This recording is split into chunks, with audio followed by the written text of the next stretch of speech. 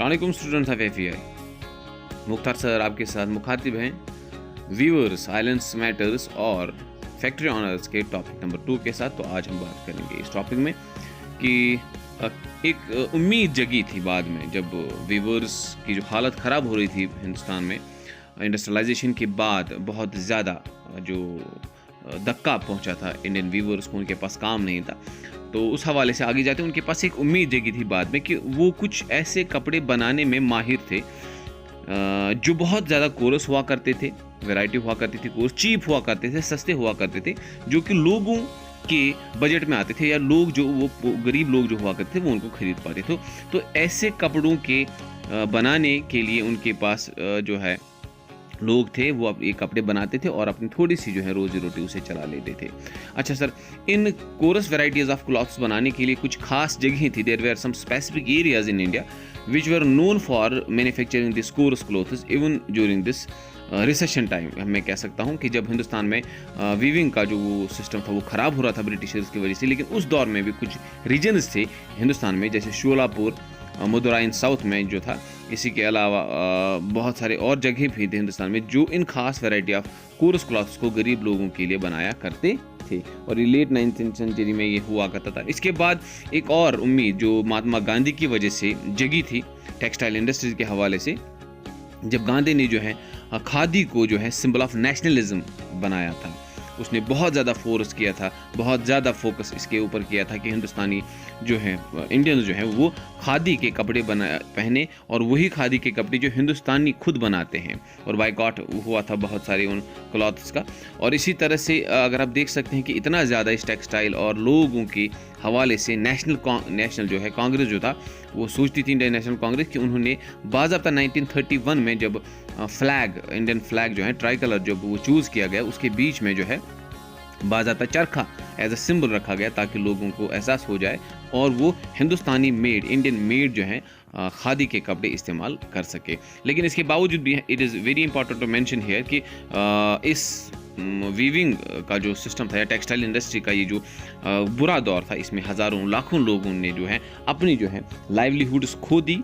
वो agriculture labours बने, कुछ जो ये वीवर्स थे वो सिटीज़ की तरफ कुछ और कामों के करने के लिए चले गए, कुछ अफ्रीका में, कुछ साउथ अमेरिका में प्लांटेशन वर्कर्स की तरह काम करने लगे। लेकिन कुछ जो है वो हैंडलूम वीवर्स जो थे, उन्होंने नई जो एस्टैब्लिश हो रही थी टेक्सटाइल मिल्स जो हो रही थी एस्टैब्लिश, उनमें उनको काम मिला, चाहे वो बम्बई, अहमदाबाद, शोलापुर, नागपुर या कानपुर थे। ठीक है, इसके बाद वो दौर भी आता है 19th सेंचुरी में, अर्ली 19th सेंचुरी में, जब हिंदुस्तान में बहुत सारे कॉटन मिल्स जो हैं वो बनाई जाने लगी। ठीक है, तो बहुत सारा पैसा जो हिंदुस्तानी लोगों ने कमाया था, उन्होंने ट्रेड किया था चाइना के साथ या बाकी सारी जगहों के साथ, तो अच्छा खासा पैसा कमाने के चक्कर में जो उन्होंने कमाया था, उन्होंने बाद में हिंदुस्तान में 1854 में जो है पहली वहाँ पर कॉटन मिल बनाई गई थी। ये स्पिनिंग मिल थी बॉम्बे में।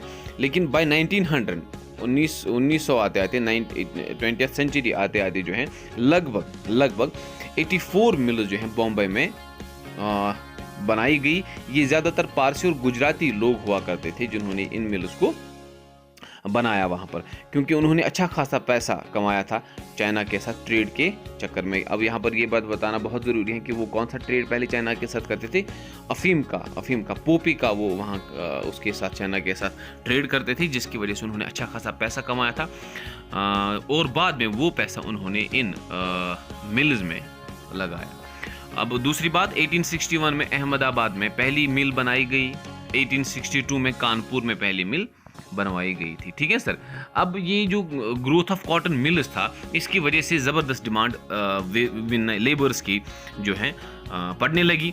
बहुत सारे पेजेंट्स, आर्टिजन, एग्रीकल्चर लेबर्स वो सिटीज़ की तरफ मूव करने लगे और उनको वहाँ पर मिल्स में काम जो है मिलने लगा। लेकिन इसके बावजूद ये जो मिल्स थे ये उस कपड़े के साथ compete नहीं कर पाते थे जो ब्रिटेन से इंपोर्ट करके लाया जाता था। वो सस्ता होता था, और इस तरह से इंडस्ट्रियलाइजेशन की वजह से जो है वो बहुत ज़्यादा वो प्रॉब्लम इन यहाँ पर जो है बनने वाले कपड़े, जो मशीन मेड कपड़ा ही हुआ करता था, लेकिन उसको थोड़ा सा प्रॉब्लम होता था।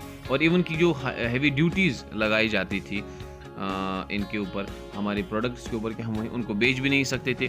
लेकिन अक्सर कंट्रीज़ में ये चल रहा था कि अक्सर कंट्रीज़ में बाकी कंट्रीज से आने वाले कपड़े के ऊपर जो है वो हैवी ड्यूटीज़ लगाई जाती थी, टैक्सेस लगाए जाते थे, जिसकी वजह से बाहर से आने वाला जो कपड़ा हुआ करता था उसको वहाँ पर अच्छी तरह से मार्केट नहीं मिलता था। लेकिन हिंदुस्तान में चूंकि ब्रिटिश गवर्नमेंट थी, यहाँ पर वो हमारे इंडस्ट्रीज़ को, पारसीज और गुजरात की बनाई हुई जो इंडस्ट्रीज़ थी उनको वो सपोर्ट नहीं करती थी। ठीक है सर।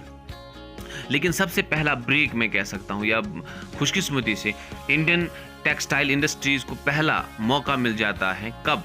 जब पहला फर्स्ट वर्ल्ड वार शुरू हो जाता है, क्योंकि उस टाइम पे ब्रिटेन से आने वाला जितना भी टेक्सटाइल या बाकी आयरन ओर वगैरह, आयरन जो हुआ करता था वो वहाँ की मिलिट्री सप्लाईज को देने में इन्वॉल्व हो गया। तो यहाँ पर आना जो इंपोर्ट करने की जो वो टेक्सटाइल लाते थे, आयरन ओर वगैरह जो लाते थे, आयरन जो लाते थे वो ख़त्म हो गया, वो बंद हो गया। तो इसका मौका यहाँ की टेक्सटाइल इंडस्ट्रीज़ ने उठाया और उन्होंने यहाँ की रिक्वायरमेंट पूरा करने के लिए जो है ऑर्डर्स लेने शुरू कर दिए और मैन्युफैक्चरिंग स्टार्ट कर दी। यहाँ पर आप टेक्सटाइल मिल्स देख सकते हैं, टेक्सटाइल मिल रोलर्स देख सकते हैं और मुंबई टेक्सटाइल मिल की एक फोटोग्राफ भी देख सकते हैं यहाँ पर। ठीक है सर।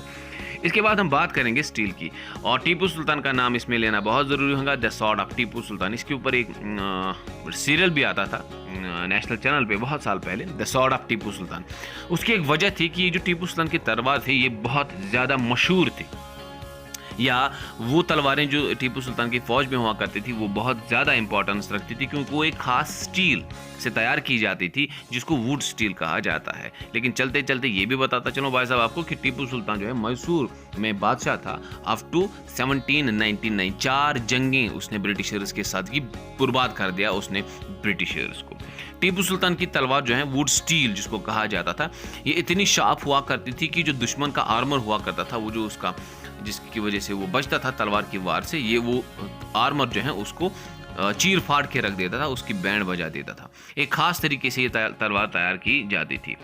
अच्छा, ये इतनी इंपॉर्टेंट थी कि फ्रांसिस बेचनन जो एक इम्पॉर्टेंट बंदा है हिस्ट्री में, उसने टीपू सुल्तान के 1 साल के मरने के बाद जो है मैसूर का वो टूर करता है 1800 में, और वो पूरी तरह से इन टेक्निक्स, ये टीपू सुल्तान ये वुड स्टील की जो टेक्निक है इसको समझने की कोशिश करता है और कितनी इंपॉर्टेंट थी।